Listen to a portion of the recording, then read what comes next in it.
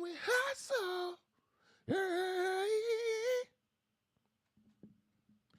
I just wanna stay high with you. Yeah, falsettos on point. First thing in the morning. I don't know if I have a cold open topic for real, for real. I mean, there was one thing that we haven't talked about, but we should talk about. Maybe we'll talk about it on Thursday. California looked like they're about to get some reparations. Mm-hmm. Yeah. And specific to the descendants of the enslaved. You know, I have some thoughts about it, but maybe we'll say that for another episode. But the solutions are on the way. But as the lady of the house asked a couple of days ago, I feel like reparations is not just going to be the end all be all. No. You know what's going to be the end all be all? What? You got to have conversations like these. You have to get up. You have to question your culture. I saw one of the same gentlemen who made one of the ridiculous statements about Will Smith. I saw him post a post saying that we internalize bad behavior and call it culture, and he's absolutely correct. Yeah. What we call black is a response to trauma, and it's amazing that he can't see how his tropes fit into that situation. But, you know, niggas can't see themselves as wrong, so we got to hold each other accountable. Yeah. Drew said he's here and he's mad he missed the Will Smith discussion. That's all right. That's all right. You can always go back. Yeah. All right? It's on YouTube. It is on YouTube. It's on Twitter, too. Twitter, too. And you can also check us out on Spotify, Apple Music, wherever you find podcasts. But this ain't the plug time. This ain't the plug time. Let's get to it, man. I am so excited to bring y'all to the show. Sweetheart, hit the intro.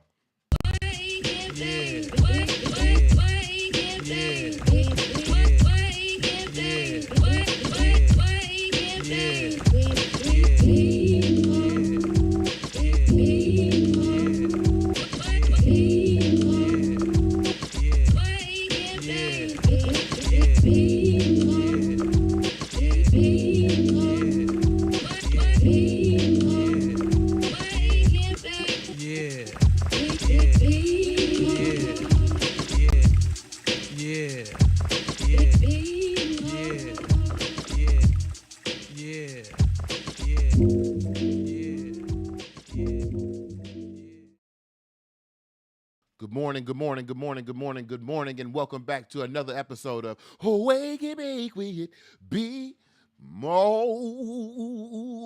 Yeah. We are your solution-based analysis morning show. Okay, think of us as a mix of like Howard Stern meets Tom Joyner, but with a freshly rolled blunt in the morning. We discuss all things black and some things that aren't black, but everything that intersects with blackness as we try to build the new blueprints to black culture. Make sure we are saying good morning to the wonderful lady of the house.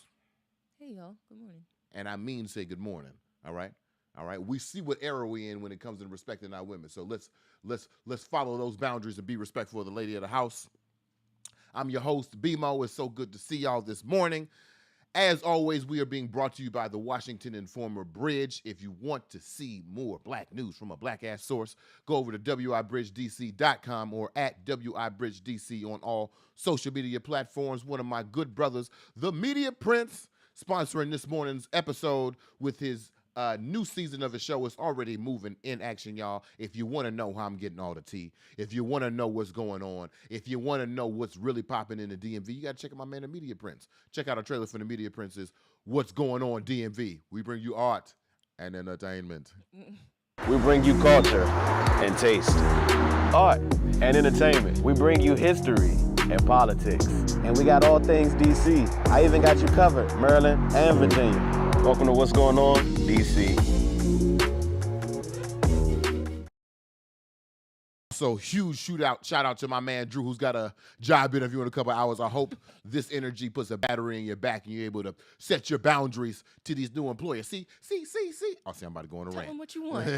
Tell these niggas what you want, okay? Yeah. Set your boundaries. Tell them how to respect you and then go for it. And if they can't do that, it wasn't a job for you. Right. Okay? It wasn't a job for you. I know you might need some money. But trust me, I'd rather you be broke and I cheerlead your dreams that haven't happened yet rather than I have to cheerlead you through some shit that you don't want to do and both of us looking at each other like we stupid. I don't want that. I don't want that for you, and I want that for anybody in my life. But good luck. Yeah, but good luck. Good luck on the job interview. Press Yeah. these things out, right? Yeah. Ask them all the good questions, right? Right.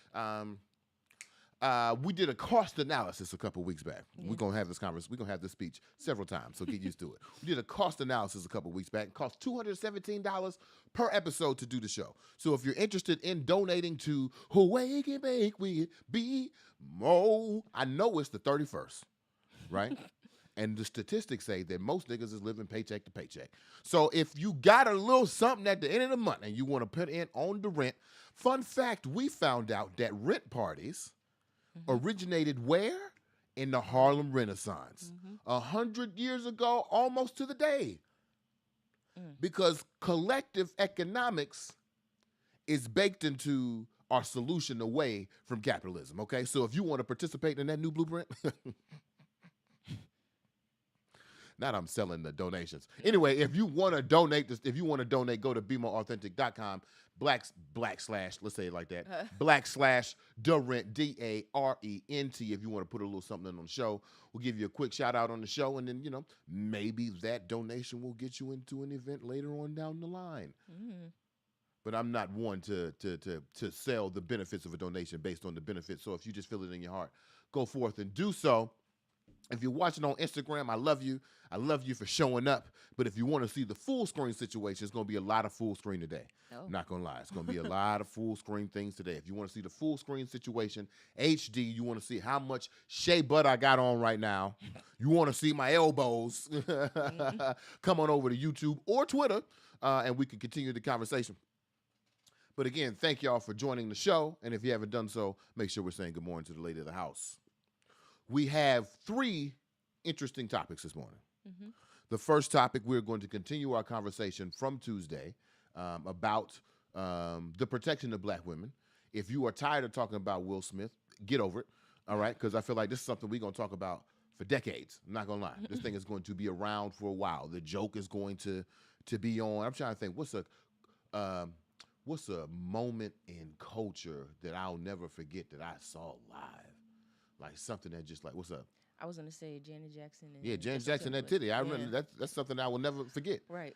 And it's something that won't, that'll always be a mark on Janet Jackson and Justin Timberlake's career. So every time you think about Will Smith, you're gonna be thinking about that slap across Chris Rock's face. Every time you think about Chris Rock, you'll be thinking about that slap across his face. Every time you think about Jada Pinkett, it's gonna happen. So I need y'all to get over that. But the point of this conversation, because great minds talk about concepts and ideas, right? The point of this conversation is, if Will Smith has the capacity to be wrong, that means if his version of protecting black women is wrong, then what exactly is protecting black women? Not saying that he's right or wrong, because either or thing is of white supremacy. But if we are to examine the fact of the possibility of incorrectness, then we must also examine the fact that we might not know what protecting black women is. So we're going to do that this morning. We're going to have our Paul Robeson Negro of the Week. One of my favorite things of the week. I forgot to put my man Paul Robeson in the corner. We're going to have that ready for Thursday, okay? I forgot to put the shining Paul Robeson right there in our overlay. What's up? Another thing is, I'm going to let you finish with Kanye. Oh, yeah, I'm going to let you finish with Kanye, exactly. So yeah, and then the last thing we want to talk about is the conversation about Clarence Thomas. And actually, I want y'all to stick around for that conversation, because I think you'll be surprised on where we go with that situation. But first, let's finish our conversation from last week. Okay. How do we protect black women? Now, there is an answer to this question.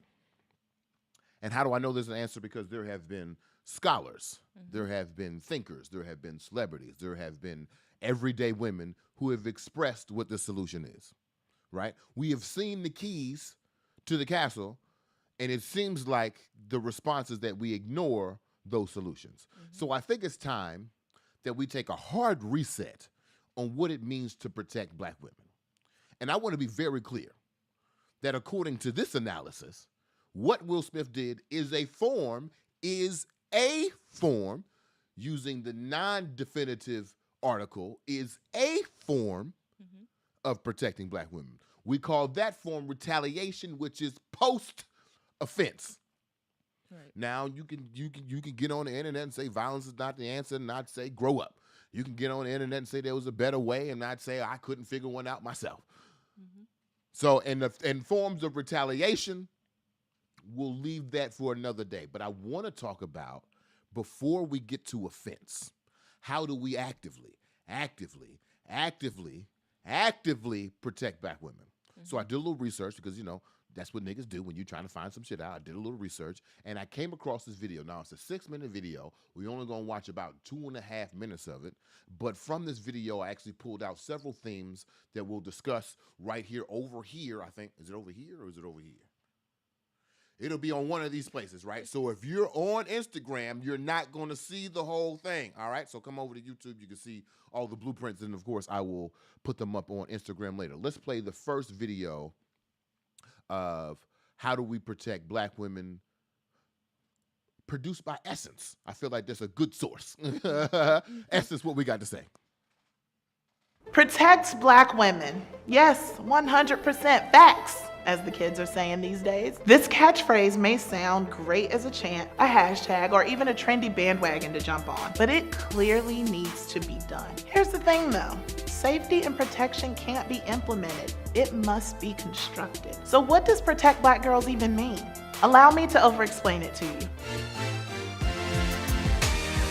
Black feminine expression, whether young or old, is often reduced to stereotypes like loud, sassy, hypersexual, or confrontational. The sapphire, the Jezebel, or the mammy. Black girls fall victim to something that's plagued American blackness since slavery, the perception trap, or adultification. These concepts allow for the world to subscribe to a dangerous way of thinking. Black girls need less nurturing, protection, and support than any other group. In order to even begin protecting black girls, we must first allow them to be seen as girls.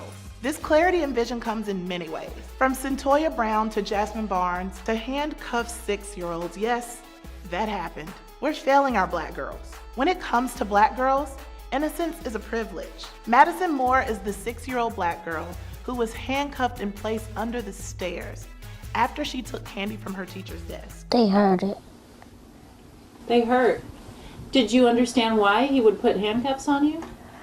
It's been reported that they wanted to teach her a lesson. They taught her an early lesson, that even in childhood she can be criminalized. Black girls are disproportionately punished in school, which contributes to the construct and conditioning of criminal behavior. The school to prison pipeline does exist. What about the black female student who was dragged out of her desk during class?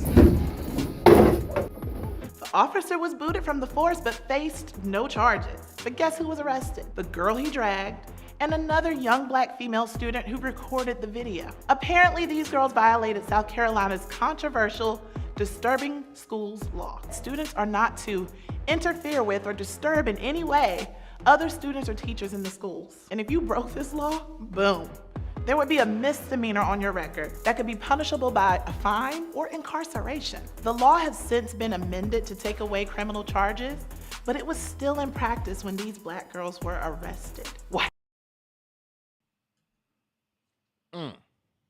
I encourage y'all to go watch the whole video. It'll be in the link description when we post the full episode on our podcast, et cetera, et cetera.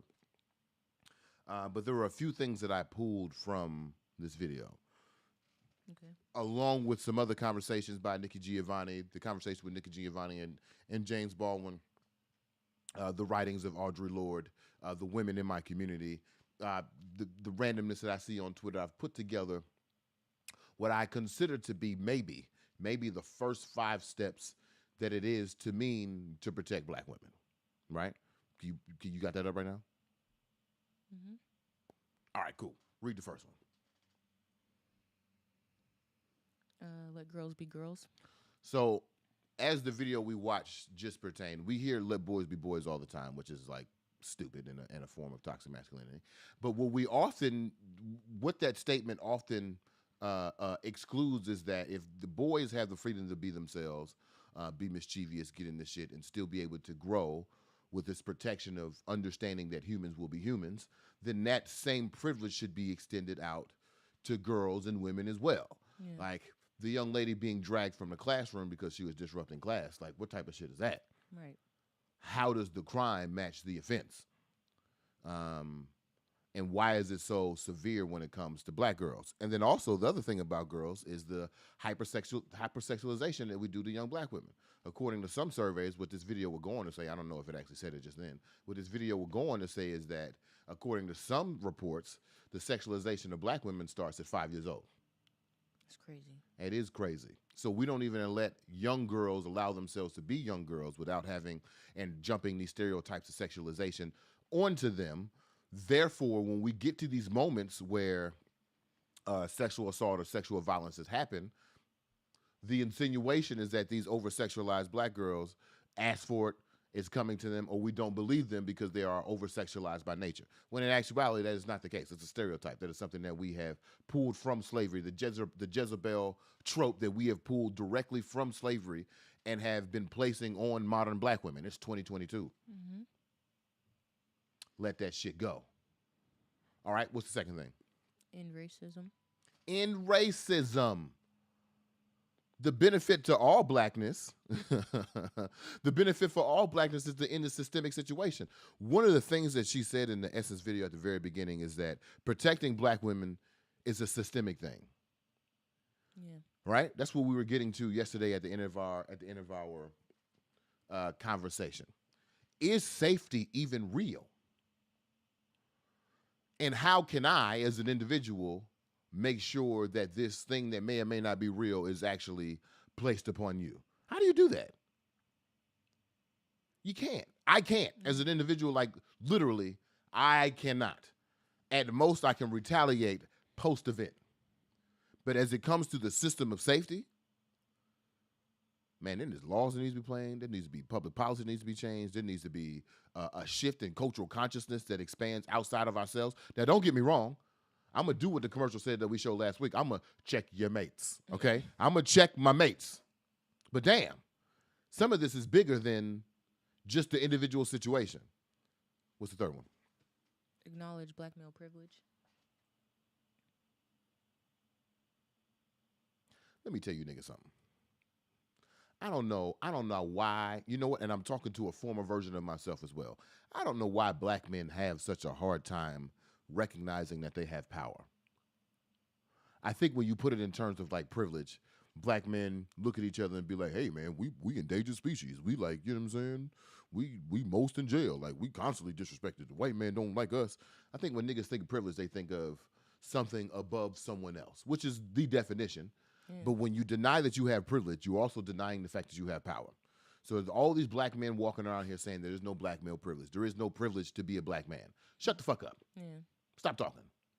Because by saying that, you're also insinuating that black men don't have power. We do have power. When we speak, the room moves, right? When we slap, the internet shakes, right? So there is power there. What we need to do is recognize how our power is marginalizing and minimizing our mates, our black women. Recognize it, change it, or at least see it. Because when you see it, then you can recognize, okay, maybe I shouldn't enter this space mouth first. Maybe I should enter this space ears first. Maybe I shouldn't be objectifying by body. Maybe I should just be objectifying by character. Maybe I don't have to sleep with all my coworkers. Maybe I don't have to yell and scream every time I want to get my way. Maybe I'm not an endangered species. Niggas not ready for that conversation. What's number 4? I was just. Niggas not ready for that. Niggas not ready to know that they're not special. That's a whole. Ooh. They're not ready. But they need to know you're not special. You and you're not the prize. Yeah, they really not ready for that. You're not the prize, bruh. You're not special and you're not the prize. You supposed to go find the special and the prize. What's number 4? But not to objectify. Go ahead, number 4. Be a man. Be a man. Here's what I mean by be a man.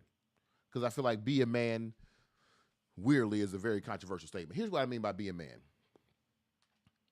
When it comes to protecting black women, you're the shield. And by that, I mean walk her to her car, call her when you get home, when she gets home, have her call you, actively put yourself in situations that puts your body, puts your mentality at risk before or to the advantage of black women. Mm-hmm. I don't understand these niggas out here saying they want to be a man but are afraid to risk themselves for the benefit of their woman. This is why I mean that you are not the prize, that you are not special. My father said to me the other day, when it comes to the relationship between parents and their kids, they usually let their sons go at 18. Go in the wild. You'll be okay. But we'll protect our daughter as much as we can because the daughter is the prize. I mean, this is the future generation. Inside Imani right now is 2 generations, which is crazy to think about. And then lastly, what you about to say? I want you to assess my list because I wrote this without you. And then lastly, what's number 5? Do something. I have a special place of hate in my heart for individuals who choose to do nothing, who advocate for neutrality, who advocate for private solutions. I have a special place in my heart full of hate for you.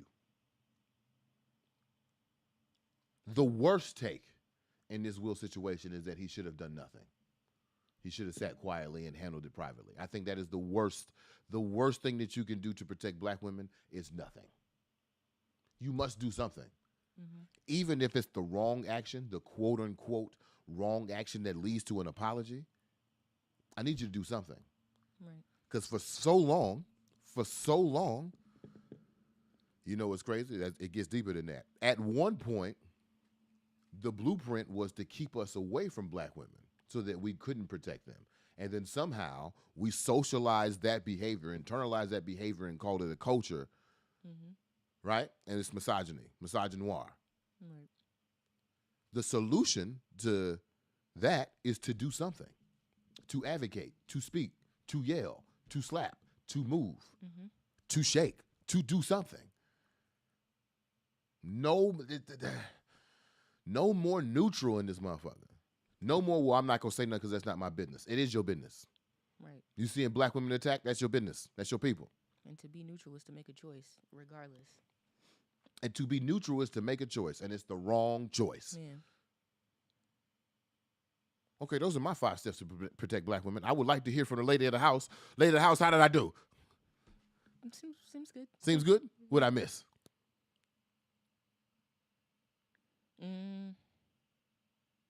Maybe listen. Listen. Yeah. Ooh, that's a big one. What do you mean by listen, though? Not just your partner, but listen to all black women when they tell you that they feel like there's an injustice happening against them or they feel unsafe in a situation. Yeah, do what you can to, I guess, make that situation better or stand up for that woman. Or even just hear her, like, you know, let her story be told. Like that reminds me of I can't remember his name, but remember the guy who would sit outside all night? Yeah, because her neighbor was harassing her on some bullshit, and he just sat there. And he would take shifts. Yeah. Yeah. And I recognize some niggas like, man, I can't do that. I got some niggas did say that. I mean, I hear you, but you have to do something. Right. And that's what my man's did. Like, looked at his time, looked at his schedule, and was like, you know what? I can do something. Oh, Go another ahead. anecdote. I also read the other day. She was a young mother. She was pregnant at the time, and she had like a small toddler or whatever. So she would have to take the bus, and she was alone. And she noticed that there was this guy that would always like stand outside at the bus. Never spoke to her though. And then one day he wasn't there, and she's just waiting for the bus, everything. And then he comes out and he's like, "Oh, I'm so sorry. I thought we missed you." And then she's like, "You know, what's going on?" Yeah. Apparently, his wife, they were black. His wife had been telling him to go stand out and wait with her every morning for the bus. And she was saying that she had no idea that he was waiting with her because he never spoke to her before that moment. He just standing there. Yeah, she was scared out of her mind every morning. But this man? No, just in general, like being alone. Yeah. But this man was already, this couple had already decided, like, go look at that girl. Right, protect her. Let me get my shit together. Right. Let me get my coat on. Is the coat on that baby? Right. That's what protection looks like. That's what protection looks like. Right. You don't always have to make it known that you're right. This ain't for social media. This ain't for Instagram. Right. Yeah. This is for the betterment of us. Right. For the protection of black women. So we're gonna add listen to the list. Yeah. Absolutely. Anything else? I think that's it. I like that though. I like also the thought that like this ain't for like you're not getting pats on the back, bruh. Right. Like I'm on like you should get your flowers because understanding like, you know, niggas do need they reinforcement. I got you right. But like you're not getting no Oscar for this. Like, you're not getting paid for this. Yeah. You're not getting more pussy for this. You Yeah. shouldn't expect that. Like, you Right. shouldn't expect anything other than the fact of protecting black women. Mm-hmm. And the story that you told, I want to make sure that this black girl, this black woman, this black mother, and this black child can at least get on the bus. Right. Can we at least get on the bus? Right. Whatever you do from there, I hope somebody else is watching out for you. I hope you got the agency for yourself. Which is another question I wanted to ask. In this progressive system of equity, right? Right. Hear me out. Yeah. Is protecting black women even appropriate? Am I supposed to be like, well, you know, you your own person. You got it. That's a good question. I kind of feel like I feel both ways about it. Like on the one hand, I feel like women are powerful on their own. We are powerful on our own. I don't know why I'm excluding myself from that, but Did something change? no. But I also feel like there are a lot of instances where we need protection specifically from men. Yeah. That's real. Yeah. Because there are some things that happen within black women culture that, like, there'll be times like we'll go to a show, we'll go somewhere, right? Yeah. And I'd be like, man, I had a great time. And then you'd be like, that bitch across the hall, she was looking at me and I ain't like her and she ain't say nothing and she was stank. And I'm like,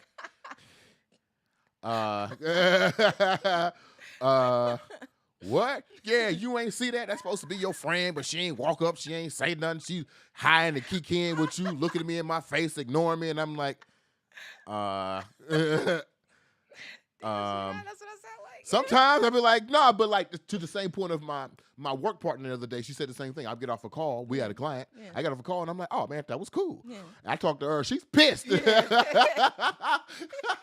Fuck them.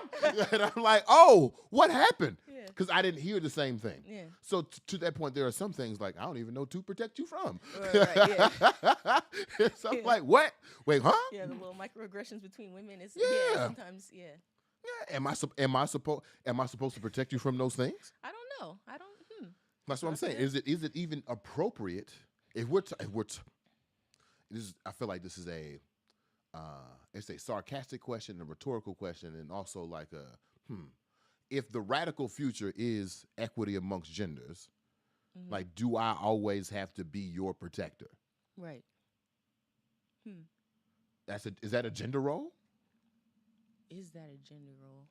Is the male, because as I was just describing this now, is the male putting himself physically, emotionally in harm prior to the female a gender norm? Is women and children off the Titanic first? Is that an old blueprint? Or is that one of those blueprints like, it might be old, but we'll keep it. Fuck it. Well, I feel like, okay, children specifically, they can't fend for themselves. So, we got to. Yeah, as I heard in the, oh man, I forgot the name of that dope ass show that was on HBO. I think it was Terrence Nance and them. I have to look it up. But as they quoted in the show, the purpose of a community is to protect children. Right. So yeah, of course. That's the next generation. Yeah, Right. that's the future. That's all we ever, and it's built in your nature. You ever notice if you're on like public transportation or you somewhere public and you see an infant, like you are looking, and then like the next thing you do is looking around. Well, at least I'm looking around, make sure they're safe, make sure they're cold on that baby, like all that stuff, all those situations. Like the point of a community is to promote the next generation. Right. So yes, we will always look out for children. Does that same statement apply because women can generate life? Should it? I feel like it. Should it not? I don't know. I don't. We left them with that question on Tuesday. I've been thinking about is it in the radical, equitable future, is it even appropriate for men to protect women? I don't know if the niggas is ready for that conversation. Just like the same. Go ahead. Oh no, go ahead. I'm about to say I don't know if niggas is ready for that conversation. In the same vein that like there are social critiques for women, especially black women, but we're not gonna have them till niggas get their shit right. Yeah. Right. I'm not even going there. I'm not even gonna make the statement that I just made again until niggas get their shit right. To your point, I was thinking that, damn, I lost it. But it was about, I lost it. It was good. It was about protecting. It was about, Protecting black women. Yeah, but. Is it appropriate? I was trying to say that, I Is lost it? You lost? Damn. Yeah, it was good. Okay, do we got any comments? Yeah. What the people got to say? I want to know. Actually, if you can, jump in the comments right now. I would love to hear your question to that. So, like, obviously, we have to fix the old system, right? Because niggas is not protecting black women. Nobody's protecting black women. I think that's okay. Got Right. you. Go ahead. So, I think in the future, once niggas get past their misogynistic ways, Mhm. I'm hoping that women won't need protection. I mean, of course, we might need it from other women, but once men do the work on themselves, I feel like we can all kind of come together. You see what I'm saying? Yes, Yeah.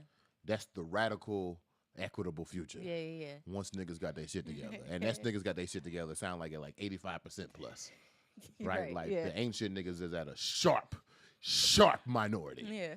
Like Right. 8%, not Eight, even. not even 15, Yeah. 8% minority, Right. 2% undecided.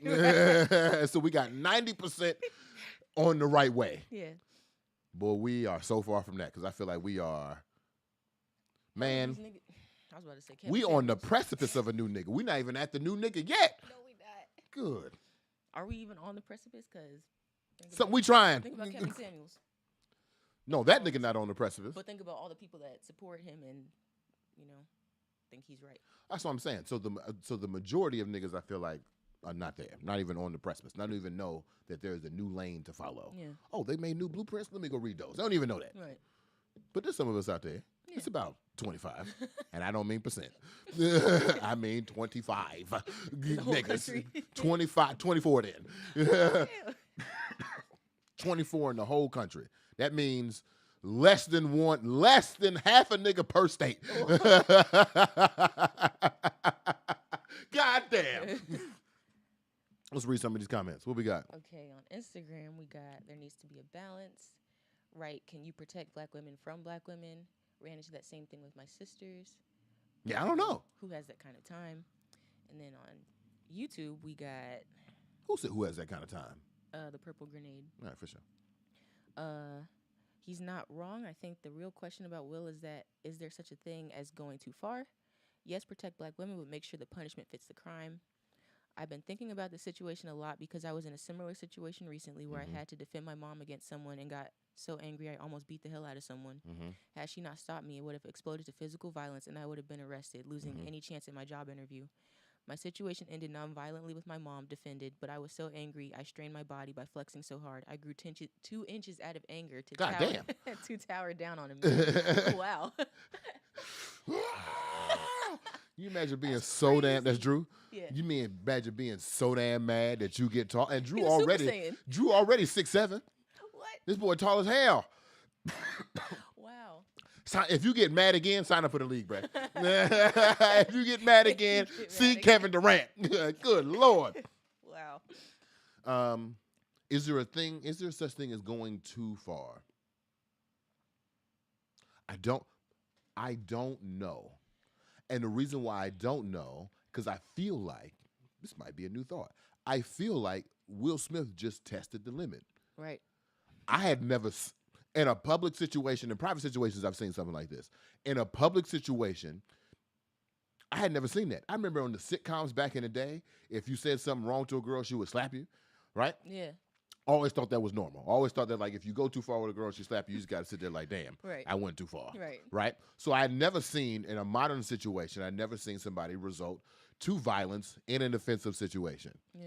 Do I know if it's too far? I have no idea. Because to me, that's the new limit. If he slapped him twice, that'd have been the limit. Shout out to the 2-piece rule. Okay? Okay? We predict this in 2020. If you do wrong against me, it should be federal law. I get 2 slaps on you. All right? So Will Smith still got one more slap in my eyes. In my eyes, there's still one more slap to go. All right. You got any other thoughts, questions around protecting black women? Yeah. You were just talking about going too far. I feel like, yeah, if it's an offense that was pretty egregious. Yeah. I don't think you can go too far. Okay. Well, let me ask you this, right? Not to bring back painful situations, but we had our situation, And when that situation happened, I definitely felt like I responded angrily and made it worse. Made it worse. I don't know about made it worse, but I felt like I brought it to a head. Where it was a dormant pimple, I feel like the actions that I made forced the both of y'all into an action. But low key, oh, you mean like not last year, but before? Or Before, not the house party. Okay, yeah. True, okay. And then I had to apologize to you and be like, I'm sorry I made this about me. Yeah. I'm sorry I centered this situation around how I'm feeling and not necessarily response to you. Yeah. Is that going too far? I feel like that falls under the doctrine of do something, and I'd rather you do something and apologize than do nothing and regret it. That's true. Okay. Yeah. I mean, in the moment, yeah, I felt like it was too far. But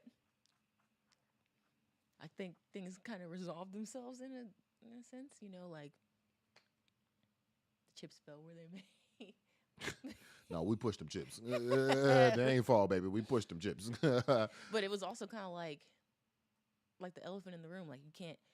Well, we, you know. Yeah. Without saying too much. Yeah. There's only so much you can do without a situation like that exploding. Exactly. So. Exactly. Yeah.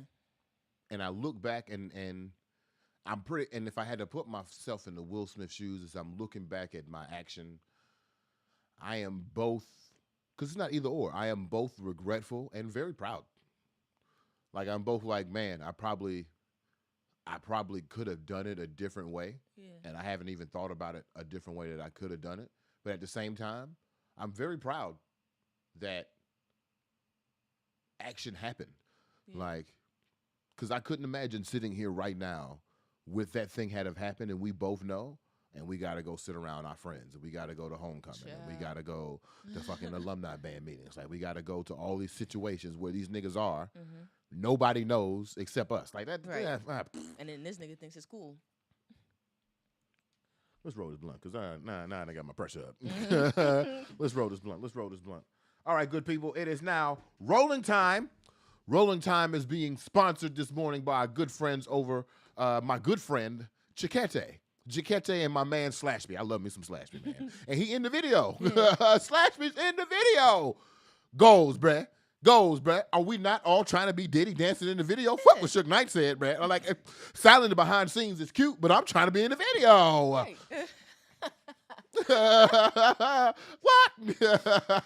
So shout out to my man Slashby. Shout out to Cheakaity. Shout out to Jada Imani M. Please say to M. Jada Imani was shooting Issa Rae all casual over the weekend. Like, hey girl, here, click, What? boom. Yeah. Oh shit. Yeah. What I say about the Renaissance? What did I say? Mm-hmm. If you look at all the Hooray situations, the factory, Jada Imani, Carnegie was there. These are non-musician people I'm talking about. We look at all the people who were there. My man Donovan, Gary was there. Issa Rae came to D.C. Yeah. And she was at Wild Days with the factory. And DJ Damo was DJing. The Chocolate City Renaissance is and Damo live in L.A. She came back to D.C. For the gig. The Renaissance is here. Play the video. I ain't playing with these niggas. The Renaissance is now. I want you. I want you. I want you. I want you. I want you. You. Nigga. I want you.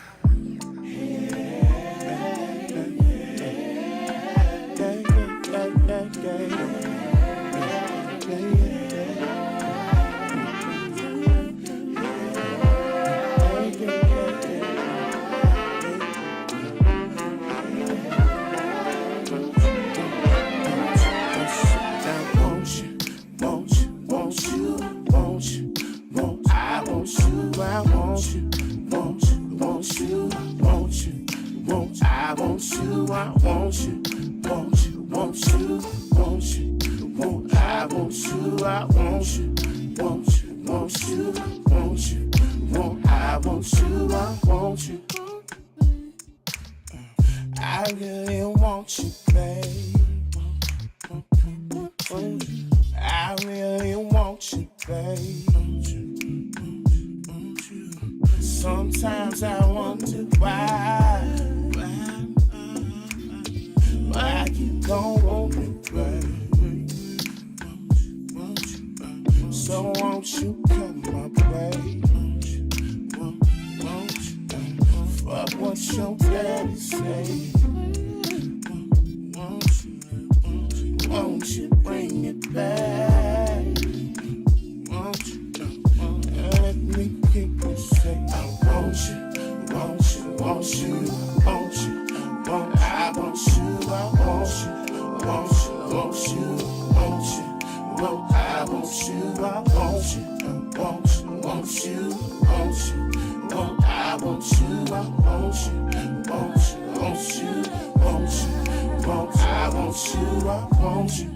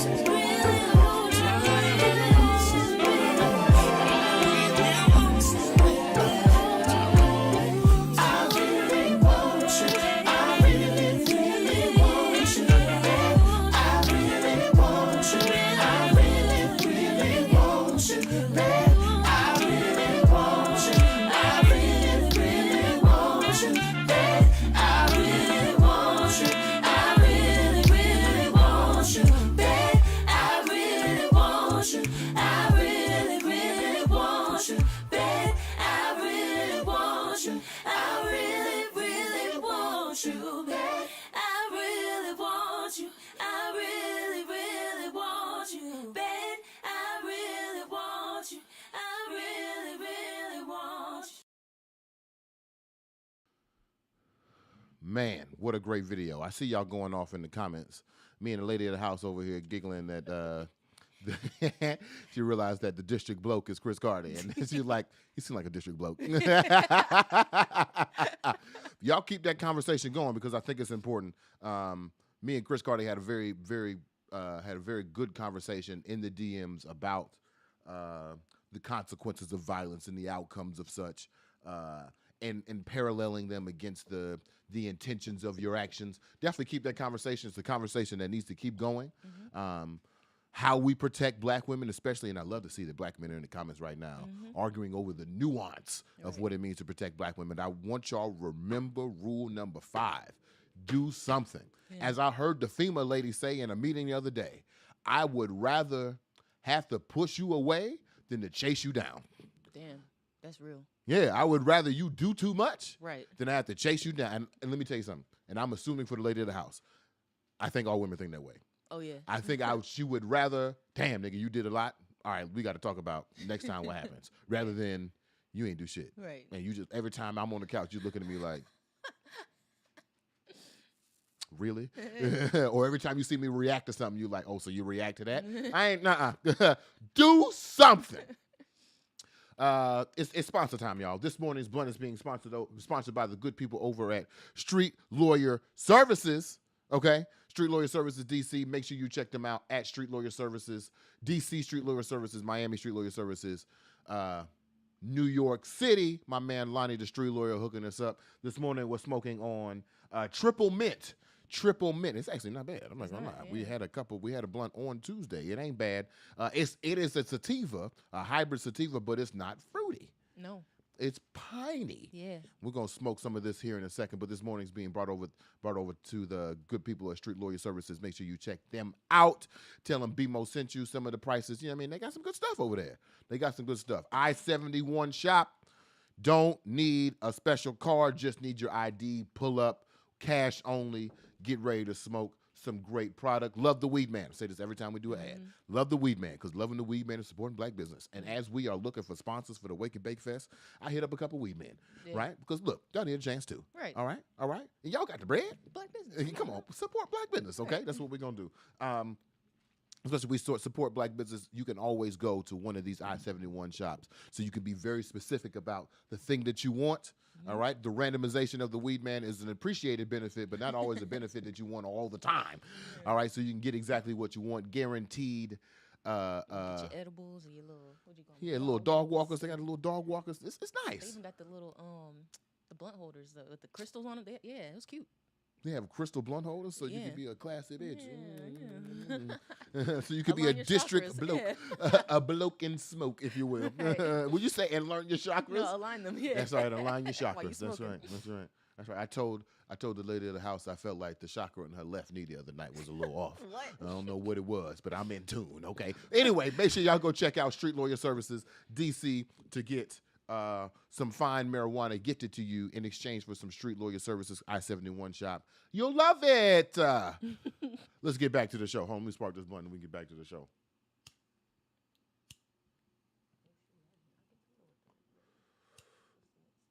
Don't you hate when you lighten the blunt and your nose blow it out? That's Like never you like- happened to me. Like you doing this situation and you like, it's never happened to me. It happened to me all the time, man.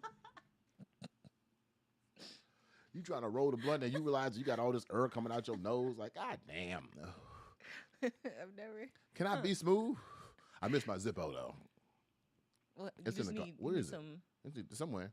I think it's in the car, but you need some It's in- fluid. Probably. Yeah, that's all. Well, it's just a little too fussy for me. It's a little too fussy, man. Yeah. And you got to use it like all the time so that the thing don't dry out. Oh, the Flint thing. No, the little thing inside, the little thing that holds the gas.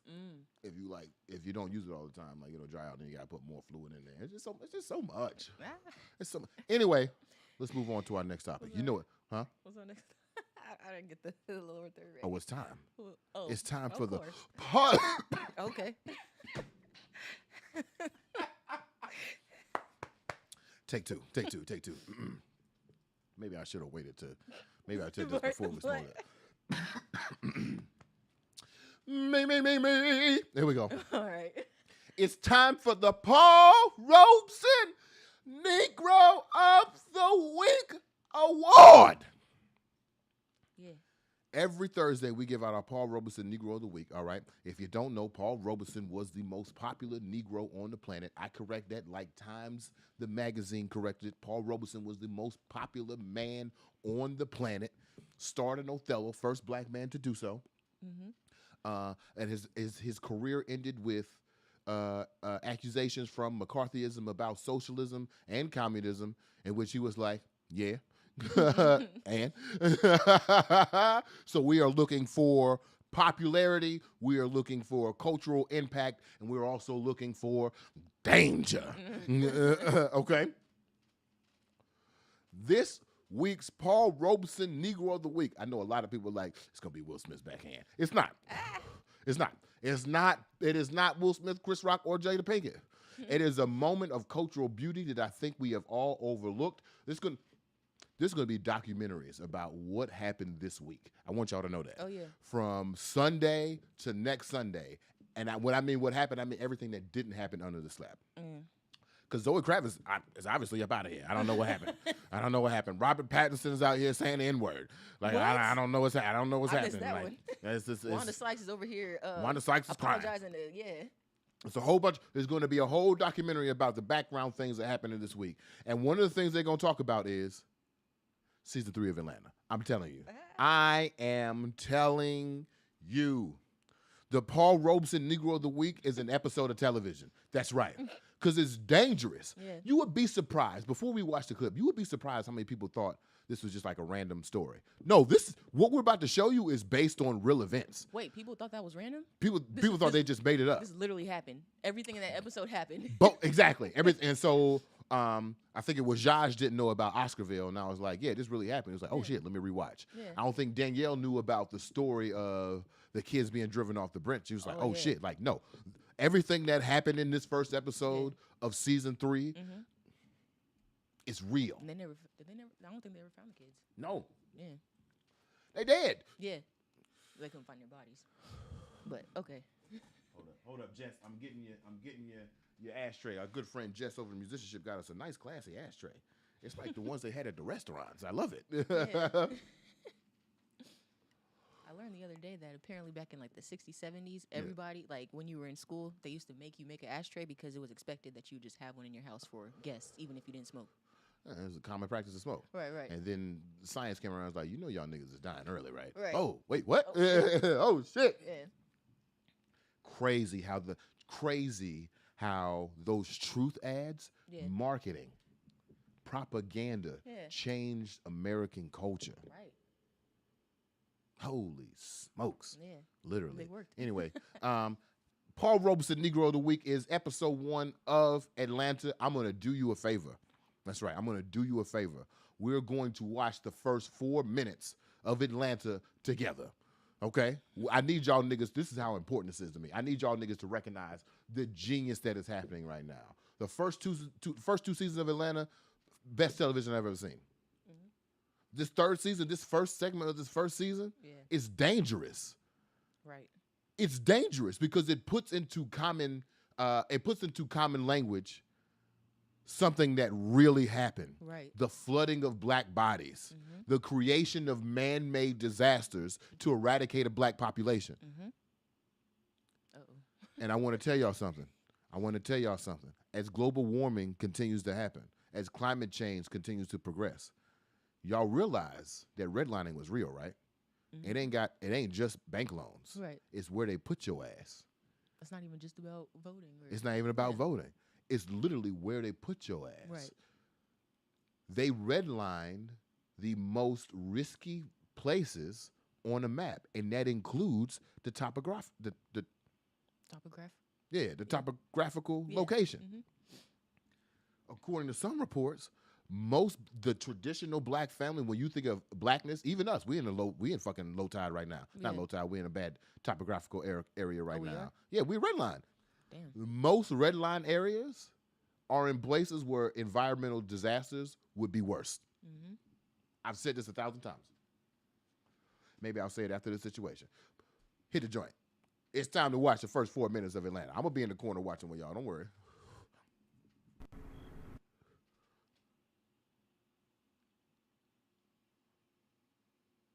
Is it going? Yeah. Mute me. Yeah, there's no sound. Coming from video at all? Hold up, let me. The monitor and output are on. I think it's about time we haul it up out of here. Yeah, might be. Let me finish this first. It's a nice night, though. It's quiet. A little too quiet. It always gave me the EBGBs, man. And this water's so murky. It's shit water. I almost drowned in it once, like 8. Actually, right over there by the beach, my cousin had to drag me out. I don't know what it was, man. I just felt like I was being pulled. He probably was. About what? It's a whole town underneath us. Hell out of here, man. That's what I'm saying. It's shit water. This whole lake used to be a town. Houses, barns, roads, there's a whole raceway down there. The state government built a dam and flooded the place. Anyone who didn't leave drowned. Town was black, too. What? Self-governed black town. So, there are black people under right now? Yeah, why you think so many people die around here every year?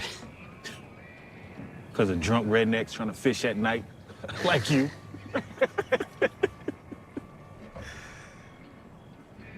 No. It's 'cause it's haunted.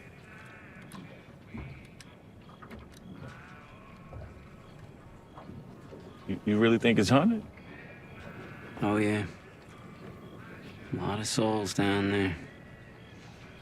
That's what pulled you under. Town full of black folk. They were almost white. Get the hell out of here, man. What are you talking about? They were almost white? White's not a real thing, right? There's no scientific basis for it. People just become social. This is dangerous. What he's saying is about to be really dangerous. White is where you are, is when you are. Armenians are white as hell, so they... Armenians. When they damned the Chattahoochee, some refused to leave. They thought they were safe. They need to be white. With enough blood and money, anyone can be white. It's always been that way.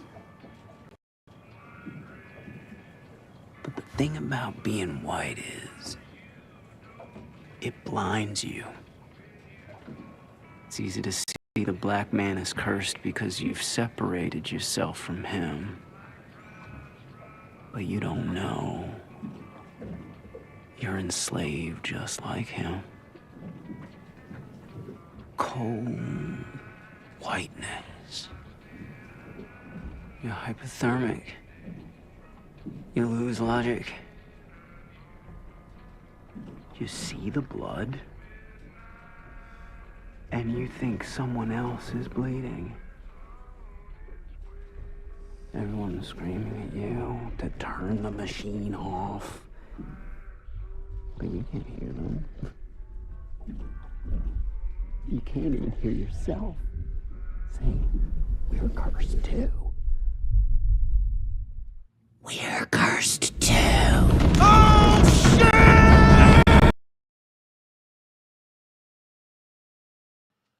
I want y'all to think about what we just watched. And I know a lot of people won't understand initially. But everything that we saw is based on real things. I want to bring up probably three things. The first of which is Oscarville, Georgia, which is the town that they flooded to create Lake Lanier. If this is what happened. They said that they were going to build a dam, flood the town, and the people had to get out. The crazy thing about the town is that it was a completely free black town. Right. Had their own government, had their own stores, completely insulated from Jim Crow. Everything was sweet. When you think about that town from the harder they fall. Right. Right? And then the U.S. government came in and said, oh, man, capitalism sure was fair for everybody, but y'all ain't it. We're going to flood this town so we can create this lake. That's the first thing. I want to remind you of the words of Eddie Gard Jr. after the Charlottesville riots, the Tiki Torch riots.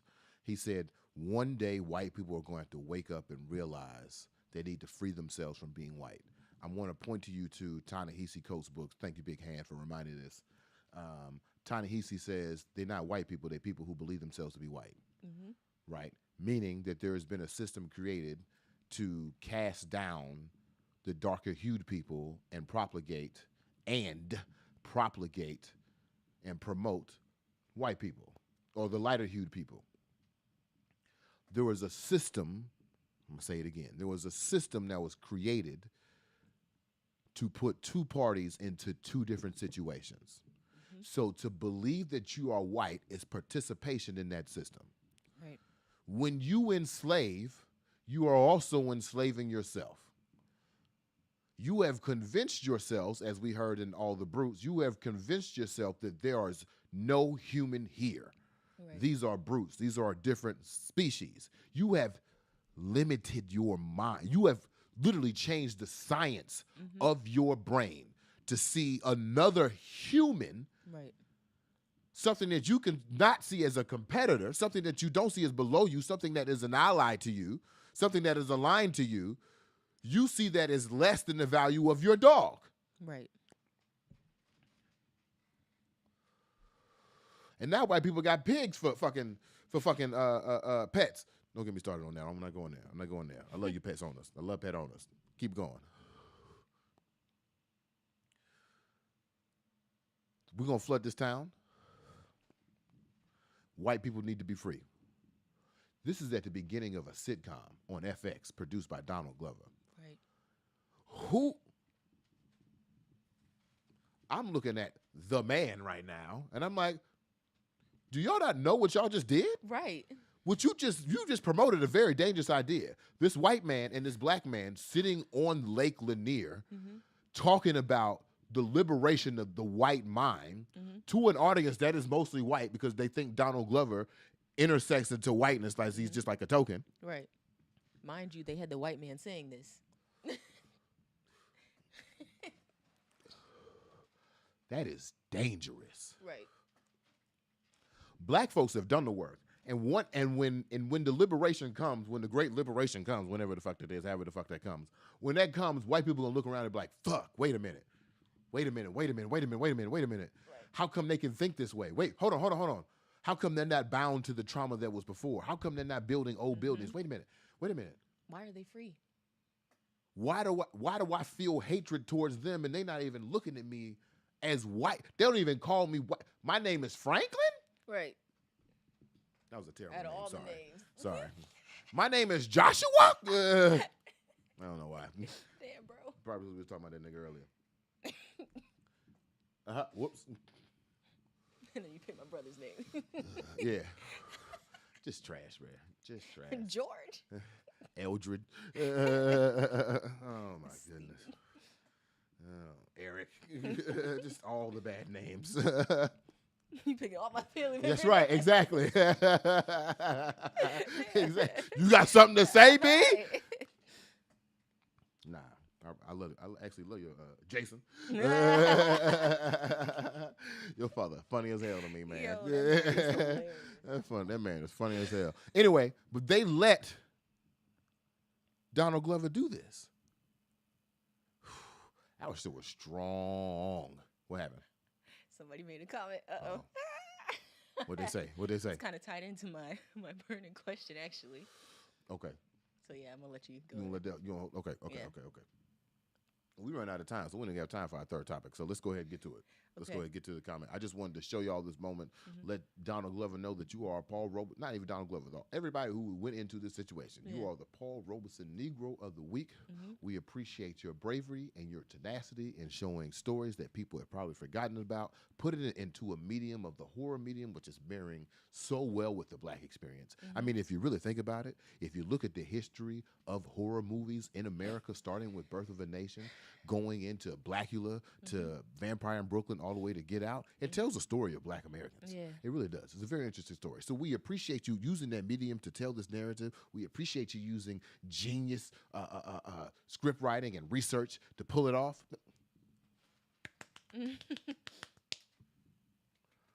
God damn it. This would be the time if I had a live show. If we had a live show, I'd have a chorus of thick bitches clapping every time we need like an applause. A chorus from small all the way to big, from light all the way to dark. Just pap, pap, pap, pap, pap, pap. Thank you. Paul Robeson appreciates you. Let's get to the comments. And y'all still got the nerve to call Donald corny, which kind of tied into my, well, I had two questions. Ask your question. I think we're running out of time, and I love the people, but I love you more. Okay, and there's two more comments after that. The number of entendres in that episode was crazy, hard to watch at points, but great art. Okay, but my question was, do you still consider Donald not to be pro-black? That's one question. Ooh. And two. Call me to the altar then. And two. Oh, not and two. Oh shit. Go ahead. You don't have to answer this one, but I was just thinking about Marsai Martin, how she said she wasn't telling traumatic Black stories. Right. How do you think this, like episodes like this, fit into the Black culture? These are some great burning questions for the Roach. These are some ladies. These are some great burning questions for the Roach. Okay. First question. First question is: do I still consider Donald Glover not pro-Black? Yeah. Okay, that's a good question. That's a good question. You see, I smiled. That's a good question. Okay. We define pro-Black. Okay, if Black in this current moment is a response to trauma, what we saw. Wait a minute now. Because okay, what we saw wasn't about Blackness, was it? What we saw was Blackness used as a backdrop to express the incarceration that is whiteness. Okay. Right. So does anti-whiteness equal pro-Black, or is anti-whiteness also pro-Black? That's either or. So shit. Where does anti-Blackness fit in the pro-Black narrative? Where does the liberation of let me say it this way. Where does the liberation of whiteness fit into a pro-Black narrative? Because if it's highly regarded, if the solution, I need my board, right? If there is a solution circle to liberation, in which I feel like this is what the whole show is about. We're trying to figure out what that is. We'll have to look back and see what season 1 is, but season 2 is definitely is What If Niggas Is Dumb. Season 3 is definitely seen to be New Blueprints, right? So if there are like 7 things in this circle, because I like the number 7, is the liberation of whiteness on that circle? And if it's on that circle, does that mean it's our responsibility? I feel like that's where it gets tricky. Right. Okay, so to answer your question, do I consider Donald Glover corny, which we said was assimilating white culture through Blackness, coonish, if you will? Do I still consider Donald Glover corny and non-pro-Black if he created a piece of art like this? I think I don't know. I think that is a very complex thought. I think that indicates that the solutions or the pathway to liberation, including the liberation of the white mind, if we say that's pro-Black, and if pro-Black is leading to a new, you know what I'm saying, a new blueprint, a new foundation, whatever, then that means that's our responsibility somehow. Okay. So that's why I don't know. I don't know if whiteness is our responsibility. Right. Therefore, I don't know if Donald Glover is pro-Black. And now that this has happened on FX, now that this has happened on general broadcast television, like when we saw a Black Captain America now this happened on television, we have to recognize that the goal has moved. The goalpost to liberation has moved. Right. Right? So now they're giving us least independence. So now, okay, yeah, do your little TV show. Yeah.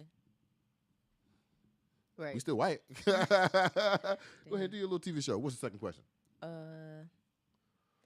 Marsai Martin said she's not telling traumatic Black stories, so how does an episode like this fit into the culture? Okay. So this is why I love Marsai Martin. I love the concept that somebody has to move away from not telling traumatic Black stories. But I gotta lean on my Jewish brothers and sisters here. Oh, we gonna keep telling the story of the Holocaust. Ooh, okay. Like my man Paris said it. Like, y'all could be tired of slave movies. We are supposed to be tired of slave movies, right? Right. But keep making them motherfuckers so. True. I need that shit because white people forget shit fast. That's okay. True. We told you the stat that after the what do they call it? The reawakening, the reckoning of 2020. Yeah. After that summer of protests in 2020, white people really feel like, oh, we good, we done. Really? Yeah, like white support dwindled like 90%, not because they're like, oh, fuck Black people. It's just be like, oh, the work Well, is they done. did. Oh, it's good. The Yeah. work is done. The work is not done. It's not The even work is not started, done. yeah. And the ways that we can keep reminding them is episodes like this on Atlanta. Okay. So like, why I appreciate Marsai Martin, the this is no either or situation. I'm gonna still Right. fuck with what she's doing, and Right. somebody's got to fulfill the role. But like, she won't be able to tell stories like this, True. Okay. or she'll have to tell stories like this in a clever way Mm-hmm. that tries to mend away from the trauma. Because I would say, was the whole episode traumatic? Or did he do, I thought he did the Quentin Tarantino thing where he like flipped it. Like, we killed Hitler, right? Like in Inglourious yeah, Bastards, like yeah. we murdered Hitler in a fucking movie theater Right, and right, shot right. him 30,000 times. It did have a quote unquote happy ending, I guess. Yeah, like he went home. Right. The kids was Yeah. sitting on the road or Right. whatever they was doing. Mhm. And in real life, that's That a did. really sad story. Right. That's a really sad story. If I think too hard into it, I will get a little weepy. That is a really sad story. Mm-hmm. But anyway, y'all, thank you for those burning questions of the roach. That was good. Thanks for that. Yeah. Yeah. Anyway, y'all, we want to thank y'all for watching another episode of Who Wake and Bake with BeMo. You can always check us out on Spotify, on Apple Podcasts. You can get the instant replay on Twitter, the instant replay on YouTube. Okay, if you feel like donating to the show, please put on the rent. It's the 31st, you know what I'm saying? And statistic says that most niggas is living check to check. But if you got a little something, throw a little something on the plate. Yeah. We want to give a shout out to our sponsors, the Washington Informer Bridge. Check them out at wibridgedc.com. Also, check out my man, The Media Prince, at The Media Prince. If you haven't seen The Media Prince, he's exactly what you're imagining in your head right now. Yes, my man does look princely. Okay, we want to give a shout out to the Street Lawyer Services for providing this morning's donation. Gas, triple mint. You see the eyes a little low. The tongue is a little heavy. Mm-hmm. It's good stuff, though. I'm not slow, because, I was listening back on the clip, and I remember that you said that you are an indica nigga. You do like indica, so half of us are indica niggas that's over not here. true. That's not. Do I need to play the clip? I did say that, but I changed my mind. I don't like the indica in the middle of the day. Take No, me out. never that. Yeah. Never that. Never that. Mm-mm. Y'all stay up, and good morning. Good morning. We closing with a video or? Oh, you know we got the video for you. You know you got the video. Hit my man Micah's know what. Just in case you with your, a lot of people say they listen on the phone with their spouse in the background. Go ahead, man. It's a little gloomy outside today. You know what I'm saying, get your clothes on, if you will. Go ahead, get your clothes on. I don't know why I went into full silent storm just now. Yeah, go ahead, get your clothes on with my man Micah Robinson's hit single from Love Story the album. Know what?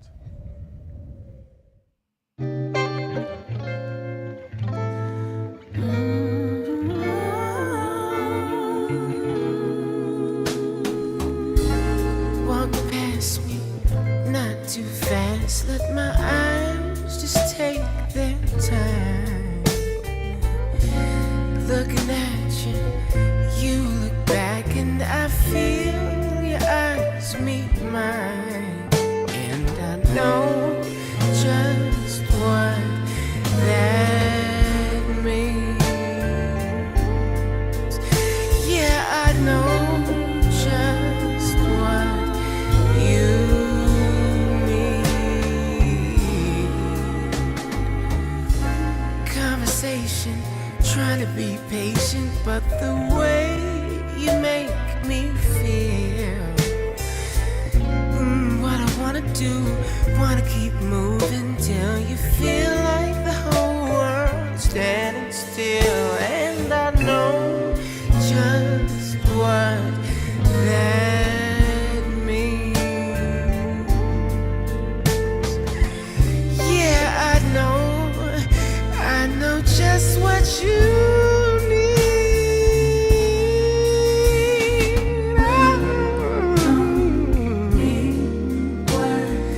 Only the sound of love will be heard. Don't even need to speak.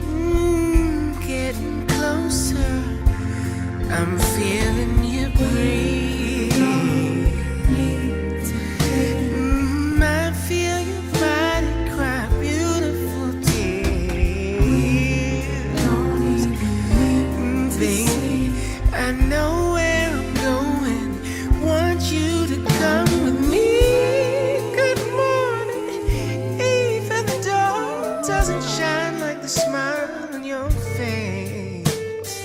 Get up to get started. You pull me back and say, would you mind if we both go in late?